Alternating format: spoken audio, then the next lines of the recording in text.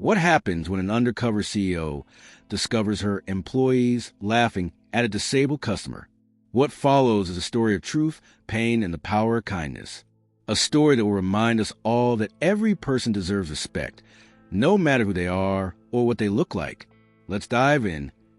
Ellie Dawson was not your typical CEO. She was the kind of leader who believed in rolling up her sleeves and getting her hands dirty. At 42, she had built her company, Dawson's Department Store, from the ground up. It wasn't just a business to her. It was her life's work. But lately, Ellie had been feeling disconnected. Sales were steady, but something felt off. She couldn't quite put her finger on it. That's when she decided to go undercover. She wanted to see her store through the eyes of her employees and customers. She wanted to know the truth. Ellie put on a simple outfit, a plain blue shirt, jeans, and a jacket. She tied her hair back and wore a pair of glasses she didn't need. She looked like any other shopper. As she walked into the store that morning, she felt a mix of excitement and nervousness. She had no idea what she was about to discover. The store was busy as usual. Customers wandered through the aisles, picking up items and chatting with employees. Ellie walked around, pretending to browse. She noticed a young employee named Kyle helping an elderly woman find a pair of shoes. He was patient and kind, and Ellie felt a surge of pride. But then, she heard something that made her stomach drop. From the next aisle, she heard laughter. It wasn't the kind of laughter that comes from joy or humor. It was mean-spirited, mocking. Ellie walked closer, her heart pounding. She peeked around the corner and saw 3 employees, Mia, Tyler, and Jordan, standing near the checkout counter. They were looking at something or someone and laughing. Ellie followed their gaze and saw him. A man in a wheelchair, probably in his late 30s, was struggling to reach a box of cereal on a high shelf. His arms trembled as he tried to lift himself up, but he couldn't quite get it. The employees weren't helping him. They were laughing at him. Ellie felt a wave of anger and sadness wash over her. She wanted to storm over and fire them on the spot, but she held back. She needed to see how far this would go. She watched as a man, whose name she later learned was Daniel, finally gave up and wheeled himself away, his head hanging low. Ellie's heart broke. She had always prided herself on creating a welcoming environment for everyone. How could this be happening in her store? She decided to follow Daniel. She wanted to apologize, to make things right, but she also wanted to understand. She caught up to him near the exit. "Excuse me, sir," she said, her voice soft. Daniel turned to look at her. His eyes were kind but tired. "Yes," he replied. I saw what happened back there," Ellie said, her voice trembling. "I'm so sorry. Those employees had no right to treat you that way." Daniel sighed. "It's okay," he said. "I'm used to it." Those 3 words hit Ellie like a punch to the gut. "Used to it," she repeated. No one should ever get used to being treated like that.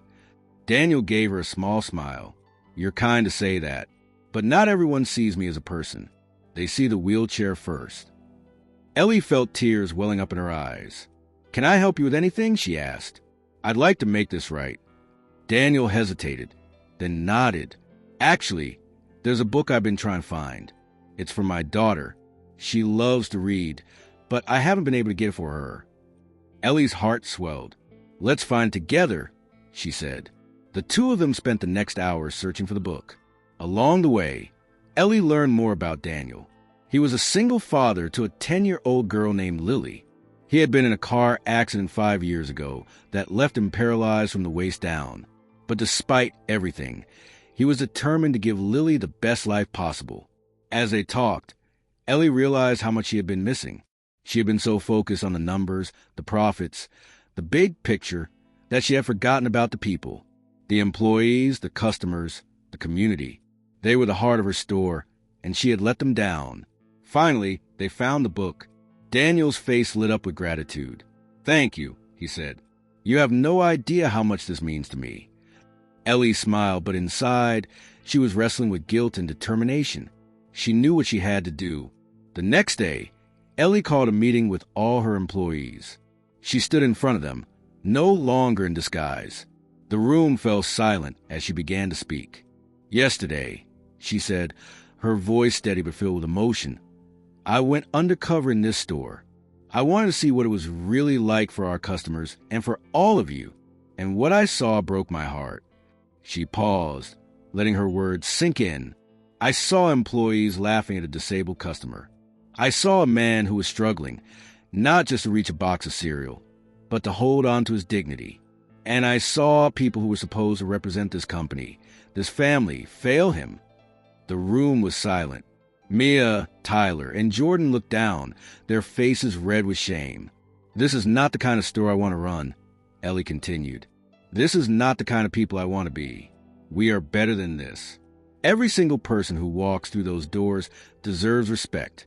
They deserve kindness. They deserve to be seen as human beings." She took a deep breath. "To the employees involved, this is your final warning. If I ever see or hear of anything like this happening again, you'll be fired on the spot. But more than that, I want you to understand why this matters. Because every person has a story. Every person has struggles. And it's our job to make their day a little brighter, not a little harder." The room was still silent, but Ellie could see the impact of her words. She turned to Daniel, who had been quietly sitting in the back of the room. "Daniel, would you like to say anything?" Daniel wheeled himself to the front. He looked at the employees, his eyes filled with quiet strength. "I'm not here to make anyone feel bad," he said. "I'm here to remind you that we're all human. We all have challenges, and we all deserve to be treated with respect." The room erupted into applause. Ellie felt a sense of hope she hadn't felt in a long time. She knew there was still work to do, but this was a start. Over the next few weeks, Ellie made changes. She implemented training programs on empathy and inclusivity. She created a committee to ensure the store was accessible to everyone. And she made sure Daniel and Lily were always welcome, not just as customers, but as part of the Dawson's family. The story doesn't end there. Daniel eventually became a consultant for the store, helping them improve their accessibility and customer service. Lily, who had always loved books, started a reading club for kids at the store. And Ellie, she became a better leader, a better person, and a better friend. The moral of the story is simple but powerful. Kindness costs nothing, but it can mean everything. Every person you meet is fighting a battle you know nothing about.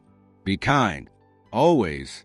Thank you for listening to this emotional and heartfelt story.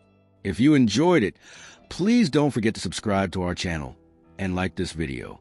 Your support means the world to us. Thanks for being a part of our journey, and we'll see you in the next video. Until then, remember, be kind, because everyone you meet is fighting a hard battle. Goodbye for now. If you'd like to show some extra love, tap the 3 dots near the share button and send a super thanks.